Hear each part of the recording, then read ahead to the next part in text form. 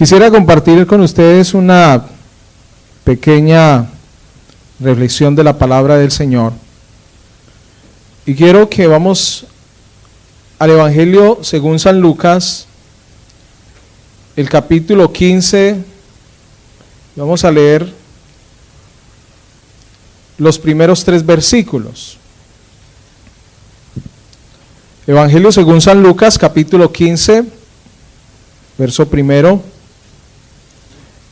Inicialmente este capítulo 15 empieza hablando en un género literario que se conoce parábola o comparación, moraleja o ejemplo, para el Señor referirse a unas verdades celestiales de su reino. ¿Para referirse a qué? A unas verdades celestiales de su reino. Y utiliza la parábola con el fin de mostrar esa verdad que quizás estaba muy escondida para aquellos quienes lo acusaban y lo señalaban, y ustedes se van a dar cuenta. Y el verso primero dice: se acercaban a Jesús, ¿quiénes? Todos los publicanos y pecadores para oírle. ¿Quiénes se acercaban? Los publicanos y los pecadores, o sea que era lo peor. La gente común, la plebe, personas que ante la sociedad y ante el estatus de lo económico era lo peor que existía en ese entonces. El verso 2 dice: y los fariseos y los escribas. Primero habla de dos personajes o de dos calidades de persona que eran los publicanos y pecadores, pero ya en el verso 2 aparecen en el escenario otras personas que dentro del pueblo eran demasiadamente importantes, quizás por su estatus o por su conocimiento, y dice: y los fariseos, ¿y quiénes más? Y los escribas. Pero mire la diferencia entre los primeros a estos, que los otros se acercaron para oírle, pero estos se acercaban era para murmurar. Diciendo: a los pecadores recibe, ¿y qué más? Y con ellos come. ¿Sí ve? O sea, eso es un comentario despectivo, como que dice: ¿y qué? ¿A qué vino y por qué está con ellos? Entonces, verso 3, él les refirió esta parábola diciendo, y empieza allí ya todas las parábolas que ustedes mismos conocen acerca de las ovejas, de la moneda perdida, pero hoy quiero hacer hincapié en el verso 25 del mismo capítulo, y he titulado el mensaje de hoy: una fiesta escandalosa. Amén. Una fiesta escandalosa. Y aparece en el verso 25 otro personaje, y dice: y su hijo mayor estaba en el campo, y cuando vino, llegó cerca de la casa y oyó la música y las danzas. Parece ser que esa música y las danzas hacía una cierta algarabía, un escándalo, que eso le generó a él atención, y la pregunta que luego ustedes se van a notar allí, dice: y llamando a uno de los criados le preguntó: ¿qué era aquello? Él le dijo: tu hermano ha venido, y tu padre ha hecho matar el becerro gordo por haberle recibido bueno y sano. Entonces se enojó y no quería entrar. Salió por tanto su padre y le rogaba que entrase. Quiero que le preste mucha atención a este versículo. Entonces se enojó. ¿Quién se enojó? El hermano mayor. Y no quería entrar. Recuerda eso, no quería entrar. ¿A dónde no quería entrar? A la fiesta. En la casa se estaba haciendo esa fiesta, o en esa gran hacienda. Pero el padre sale, por tanto, y le rogaba que entrase. Entre, mi hijo, estamos aquí felices. Mas él respondiendo dijo al padre: he aquí tantos años te sirvo, no habiéndote desobedecido jamás, y nunca me has dado ni un cabrito para gozarme con mis amigos. Pero cuando vino tu hijo, que ha consumido tus bienes con rameras, has hecho matar el becerro gordo. Eso no le gustó a él.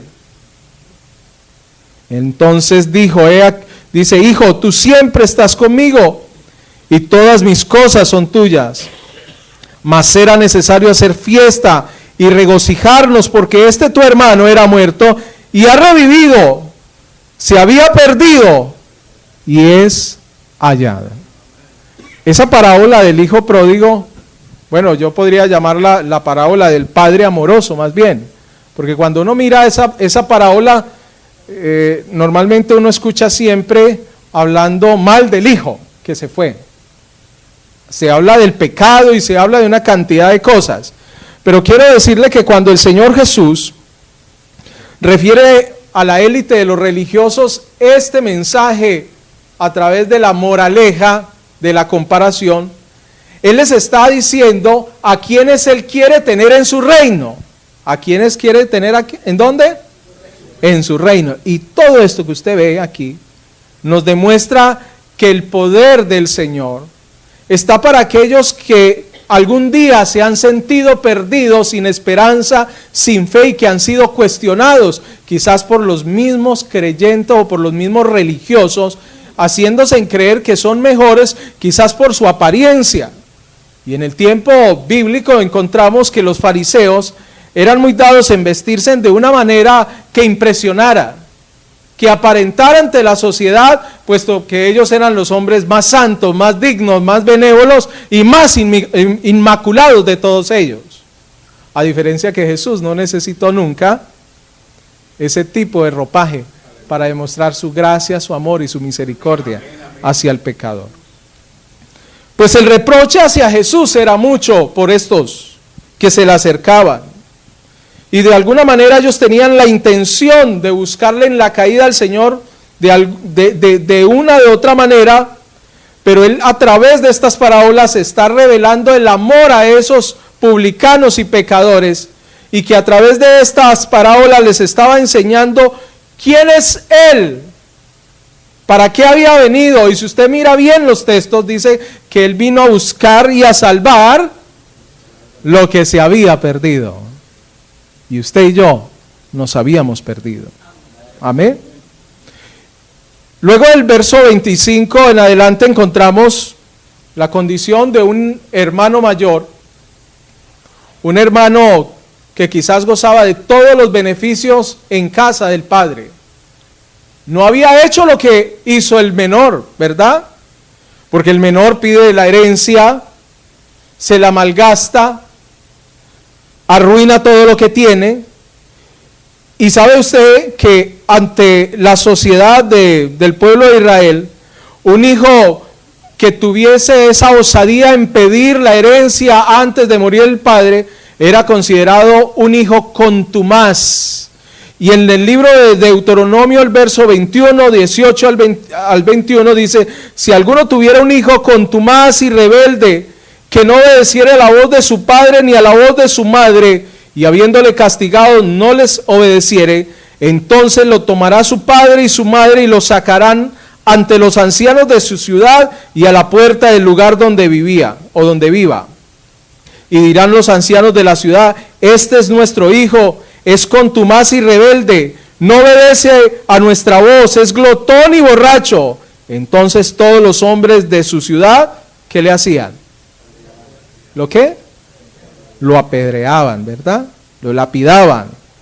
Y morirá, y así quitarás el mal de en medio de ti, y todo Israel oirá y temerá. O sea que un hijo contumaz, rebelde, contradictor a la ordenanza y al precepto, era considerado una persona no agradable y no apta para ser parte del vínculo familiar. O sea, usted no es de nosotros, aunque tenga la sangre. Pues entonces la condenación o el castigo era que tenía que morir. Y todos estos detalles se los estoy dando para que usted logre entonces comprender a medida que vamos avanzando un poco la parábola, porque es que detrás de cada palabra de la parábola hay un secreto escondido donde el Señor utiliza la costumbre, la cultura y todo lo que en ese entonces existía para dar a entender las verdades de su reino y cómo es que funciona esto. Que no se trata tanto de mostrar una apariencia, de mostrar nuestros títulos o nuestras condiciones económicas, sino definitivamente de cómo es Él hacia nosotros cuando nosotros le buscamos de nuevo con una actitud sumisa, con rendición, con arrepentimiento. Amén. Pues entonces, nos dice la palabra del Señor que este hijo le pide su herencia. No la pide porque la estuviera viviendo bajo una necesidad, sino más bien porque él era un hijo rebelde. Es como lo que nos está el Señor ilustrando allí.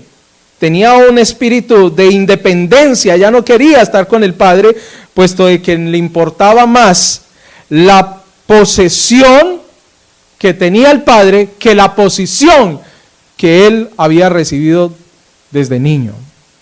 Entonces apela al padre, le pide la herencia, pero esto lo llevó entonces a romper prácticamente el vínculo familiar, porque ese hijo se fue lejos. Voy a hacer vida como yo quiero. Empezó entonces a ser engreído, a separarse del padre, a separarse del lugar donde algún día lo vieron nacer. Se fue muy lejos, y el solo hecho de irse lejos, eso representaba que no quería en ningún momento estar cerca del papá. O sea que prácticamente no le quería ver la cara. Tremendo, ¿verdad? Se alejó del padre. Pero también a su vez se alejó de su hermano y de todos los que trabajaban con él.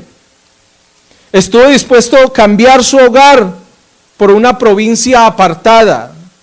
Cambió su seguridad presente por la incertidumbre de un futuro, su felicidad por la infelicidad, su refugio por el desamparo, de vivir con un padre para venir a sobrevivir sin él. ¿Qué cosas muestra esta parábola, verdad? Empieza a desobedecer. Fue más su deseo para ser libre a su manera, pero perdiendo en sí lo más agradable, que era estar cerca del Padre. Y ustedes conocen la historia, cómo entonces luego se va a esa provincia, vive perdidamente, malgasta todo, y luego aparece en necesidad, por allá apacentando cerdos, deseaba comer de las algarrobas, que era por cierto un fruto manchoso y baboso, pero a él no le importaba porque era tanta su necesidad. Después de que había sido un príncipe, un hombre de bien, ahora termina siendo prácticamente un pordiosero, miserable y limosnero. Y quiere alimentarse de eso. Pero luego por allá la palabra del Señor dice que vuelve en sí y recuerda quién es Él. ¿Sabe que hay mucha gente allá afuera que estuvieron en algún momento aquí en la congregación, que gozaron con nosotros de una oración, de una alabanza, pero que quizás por el maltrato, por la dureza del corazón de muchos que tienen un espíritu de fariseísmo, los llevaron entonces a apartarse, o otros también por su debilidad carnal? Todas esas cosas se presentan, pero aún hay esperanza para ellos, como también para nosotros. Y nosotros muchas veces nos sentimos más angelicales que los que están allá afuera. No, aquí estamos bien. Pero ¿sabe que hay cosas que se han perdido dentro de la casa? La moneda de la dracma perdida se perdió no afuera, sino adentro. Qué terrible es eso, ¿verdad? Pues entonces, a este hombre, a este hijo menor, le tocó hacer algo que no hacen los judíos, y es que los judíos no tocan cerdos, tampoco tenían cerdos, menos vendían cerdos, no cuidaban cerdos y menos lo comerían. Pero a él le tocó ir a cuidar cerdos, que era una cosa impropia para ellos, incómoda, y por cierto por la ley eso inmundo era. Las algarrobas también. Lo vemos entonces en el escenario bíblico, que empezó a perder todo lo que había recibido, quizás hasta su misma apariencia, el ropaje que llevaba, el calzado que tenía, llevándolo a una condición de esclavo. Pero la historia no termina así. Fueron entonces sus malas decisiones que lo hicieron un esclavo. Después de haber sido un heredero de una gran fortuna, se convirtió en un menesteroso, en un don nadie. Y esa es la condición de muchos cuando se alejan del Padre, cuando se alejan de las cosas del Señor. Pero aún encontramos que cuando el hombre vuelve en sí de su situación, la Biblia dice lo siguiente en Lucas capítulo 15, si usted quiere venir conmigo nuevamente. Y mire lo que dice a partir del verso 15, del capítulo 15.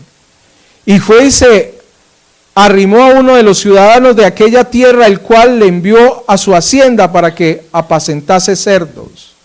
Y deseaba llenar su vientre de las algarrobas que comían los cerdos, pero nadie le daba. Allá en casa de papá era que solamente dijera algo y le llegaba. Pero aquí no.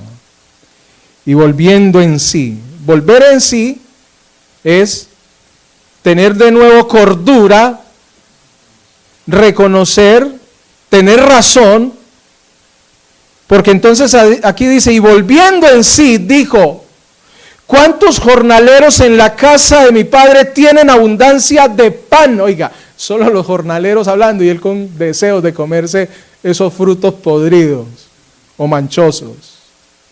Y yo aquí perezco de hambre. Los hijos de Dios no es para que estén mendigando las algarrobas del infierno. Me levantaré. Esa es una decisión. Eso es algo que esto hace que cambie toda la escena. Dice, me levantaré. O sea, es una intención inicialmente que se convierte en decisión y luego en una determinación, que es muy diferente. Me levantaré, iré a mi padre y le diré, Padre, he pecado contra el cielo y contra ti. O sea, él ya viene a reconocer lo malo que fue con el padre, porque él sabía que estaba sentenciado a morir a piedra, que había perdido realmente la oportunidad de estar con papá en casa. Y el verso 19 dice, ya no soy digno de ser llamado tu hijo. Imagínense hasta dónde pudo llegar ese hombre a manifestarlo. El Señor a través de esta parábola está mostrando la condición de un hijo arrepentido. Ya no soy digno de ser llamado tu hijo. Hazme como a uno de tus jornaleros, Señor, si aún todavía te sirvo, aquí estoy. Y levantándose vino a su padre. Y aquí es donde quiero que usted le preste mucha atención al versículo. Dice, y levantándose vino a su padre. O sea que cuando ya no solamente lo piensa, sino que decide, él entonces toma el rumbo de nuevo a casa. Entonces se levanta, vino a su padre y dice, y cuando aún estaba lejos él, ¿quién lo vio? ¿Quién lo vio primero? ¿Fue el hijo al padre o el padre al hijo? El padre lo vio. Porque quizás desde el momento en que salió ese hijo desobediente y contumaz, siempre el padre lo esperaba ver de retorno a casa. Lo vio su padre. ¿Y qué más? Siga leyendo. Y fue movido a misericordia. Pero luego de misericordia, después de la coma, dice, y corrió, y se echó sobre su cuello y le besó. Quiero que atienda a esto un momento.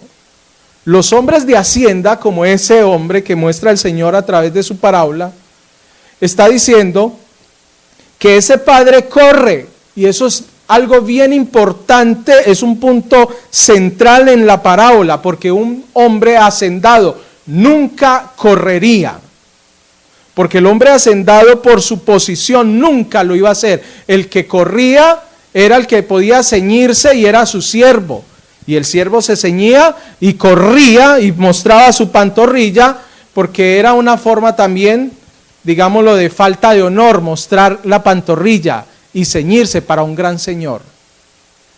Ahora entienda usted aquí, que este padre entonces no manda a su siervo, porque él sabía que si mandaba a los siervos de él, a sus jornaleros, digámoslo así, ellos no irían a correr a recibirle de buena manera, sino que ellos ya tenían preparadas las piedras para matar a ese hijo contumaz.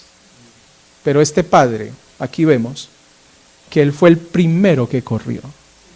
Y corrió, dice, movido a misericordia, y se echó sobre su cuello y le besó. Imagínese cuando ese hijo vio a ese padre que venía hacia él. ¿Cómo sería? Pensaría, ahí viene papá, me vienes a dar la garrotera. Pero ¿saben algo? Que cuando ese hijo ve a ese padre corriendo hacia él, lo único que vio fue amor y misericordia. Porque la palabra del Señor nos dice que ese padre lo único que hizo fue amarlo. Y el verso 21 dice, y el hijo le dijo, Padre, mire lo que le dice el hijo, Padre, he pecado contra el cielo y contra ti. Ya no soy digno de ser llamado tu hijo.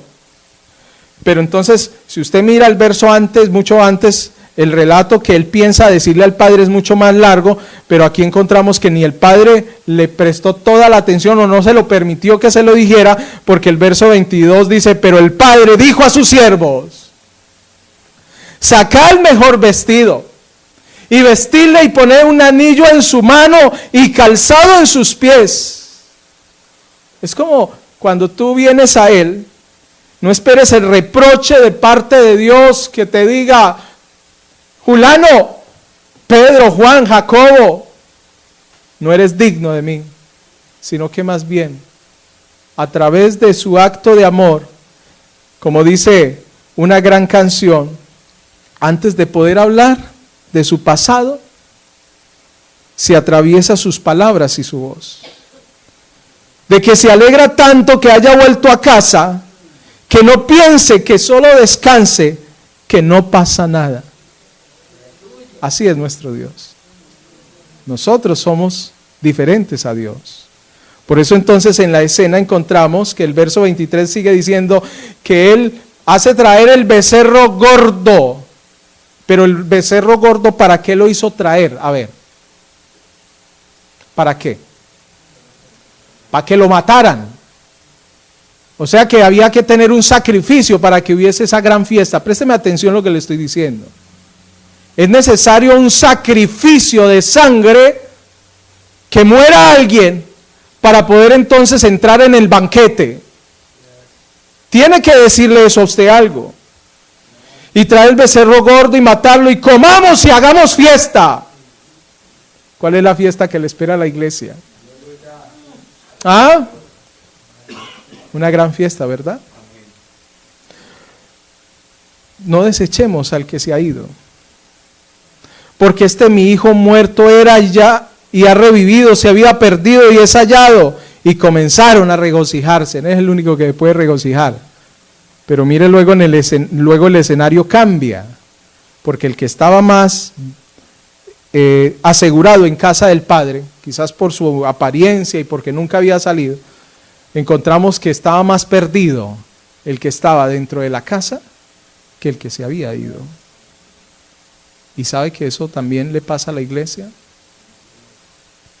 Creemos que estamos tan bien, pero hay resentimiento, dolor, señalamos, criticamos, y es tan fácil juzgar que amar.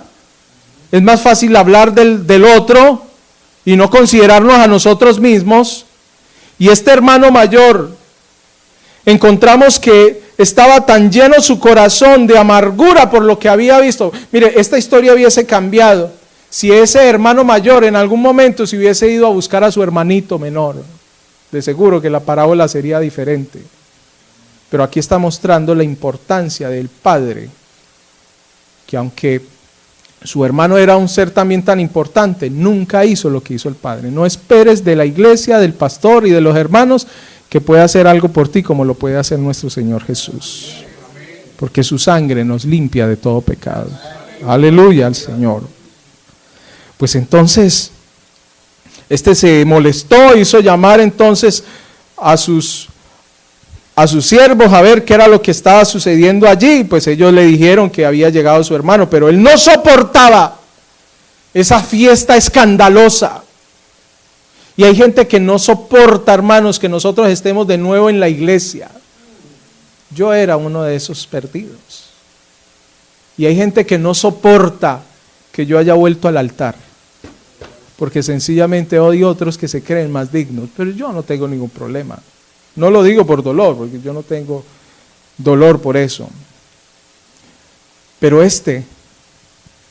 no entendió el significado de la fiesta. ¿Sabe que la fiesta es una fiesta que tiene un origen o tiene un porqué? Se dio no porque el Padre la haya querido hacer, sino que fue el Hijo que permitió que la fiesta se hiciera. Y cuando ese Hijo llegó nuevamente a casa, ese Padre se desbordó de amor, porque Él, un corazón contrito y humillado, no lo desprecia. Partiendo desde ese principio de buena fe en el reino, de que si tú te rindes al Señor en arrepentimiento, pero un arrepentimiento sincero, donde tú te doblegas todo tu ser, que aunque creas que posees un intelecto, te rindes ante el Señor, definitivamente nos volvemos nosotros como niños, y eso es lo que Dios espera de nosotros. Bueno, ha pasado el tiempo, pero quiero ir terminando. ¿No le parece que esto a nosotros nos habla mucho? ¿Con cuál de los dos se identifica usted? ¿Con el menor o con el mayor? ¿Habrán aquí hermanos mayores? ¿O habrán acá hermanos menores? Le invito para que esté en pie, por favor. Después les doy más, cuando vuelvan a invitar. Mire, hermanos, el Evangelio no consiste en palabras, sino en poder, ni en apariencias. Muchas veces nosotros nos queremos correr, pero esto no consiste en los que corren, sino de quienes Dios tiene misericordia. Somos muy dados a señalar, somos muy dados a dividir o a separar, pero créame que el Señor sigue teniendo un propósito con tantos que en este momento están en una condición de debilidad, o apartados, o separados, o apartados de la congregación, pero con asuntos que arreglar. Pero si tú eres de los que están aquí en la iglesia y nunca te has alejado del Señor, y has gozado del beneficio de estar en una congregación, piensa de que eso no te va a hacer completamente divino, sino que tienes que tener una buena conciencia delante de Dios y de los hombres. Ahí donde estás, cierra tus ojitos. Si alguien me ayuda aquí con el piano, por favor, unas notas suaves.